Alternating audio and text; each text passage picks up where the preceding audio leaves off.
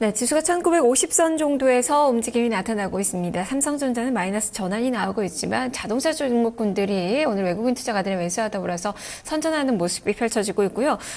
이 밖에도 오늘 홈쇼핑 관련된 종목군들의 시세가 좋습니다. CJ 홈쇼핑, 현대 홈쇼핑 모두 3%대 강세, 4분기 실적에 대한 기대, 겨울 매출에 대한 기대감이 나타나고 있는 종목군들이고요.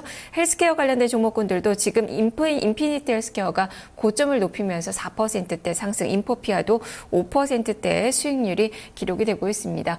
이제 코스닥 시장이 오늘 좀 살아나는 그런 움직임들이 나타나면서 테마주들이 조금씩 꿈틀거리고 있는데요. 이런 점들도 참고해 보시면 좋겠네요. 자, 지금 현재 전략 살펴보도록 하겠습니다. 증권사연구원도 오늘 시장에서 어떤 전략 주고 있는지 화면을 통해서 한 줄로 정리를 해보겠습니다. 현대증권 김기영 연구원입니다. 재정절벽 우려에 해소에 대한 기대감에 상승하고 있다라는 의견입니다. 긍정적인 관점에서 대응을 해보자라는 의견을 주고 있습니다. 삼성증권 임수균 연구원입니다. 안도랠리의 연장을 기대를 해보자라는 의견입니다. 낙폭과대 경기 민감주에 대해서 비중을 확대하자라는 시각을 전했습니다. 다음은 한양증권 임동락 연구원입니다. 외국인의 지속적인 매수에 힘입어서 반등 흐름이 유지가 되고 있다면서 다만 탄력은 둔화될 것이다 라는 예측을 했습니다. 신한금융투자 한범호 연구원입니다. 상해지수의 반등에 연장 여부에 주목을 해보자라는 의견을 제시를 했습니다.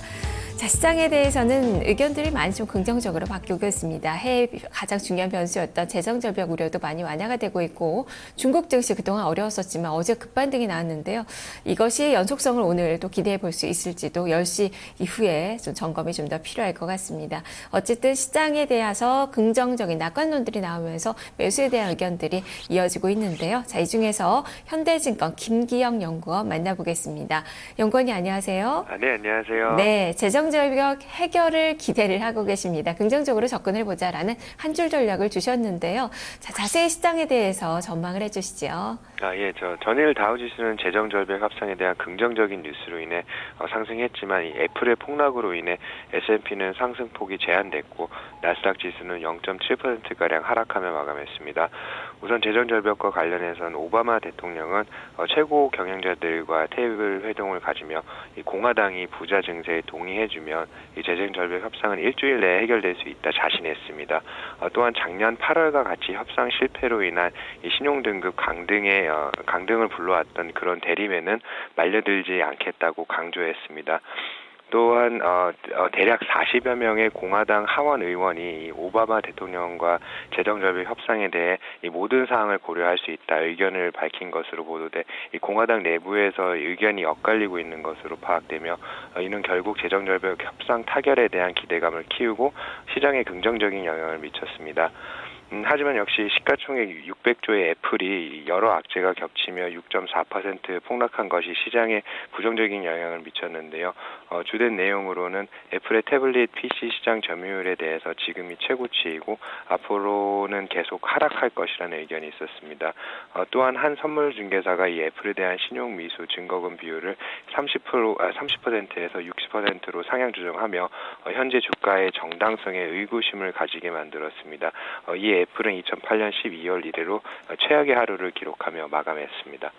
네, 애플의 전반적으로 주가의 부진이 또 우리 시장에서는 이것이 또 악재로 받아들여지지는 또 않고 있는 그 구간인데요. 자, 그렇다면 기술주들의 상승을 조금 더 기대해 볼 수 있는 건지 오늘 어떤 종목으로 접근을 해봐야 될지 투자 전략도 제시를 해주시죠.